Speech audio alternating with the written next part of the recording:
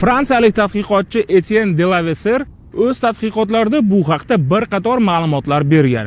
Orol dengizi tarixda ham bir necha marta qurigan va qayta to'lgan. Lekin bu safargi qurish o'zi bilan kimyoviy o'g'itlarga to'la ifloslanishni olib kelgani bilan oldingilardan farq qiladi. Hozirgi kundagi falokat Orol dengizining o'tmishdagi gidrologik holati va mintaqaning paleoiqlimi haqidagi tadqiqotlarning ko'payishiga olib keladi.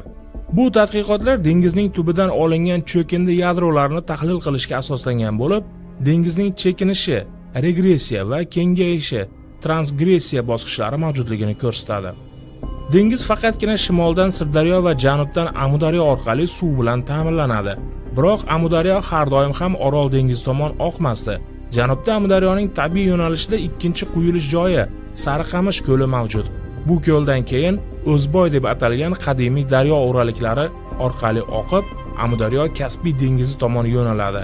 Lekin bu yo'lda katta miqdordagi suv cho'lda bug'lanib ketardi. Shu sababli faqat qisman Kaspiyga yetib borardi.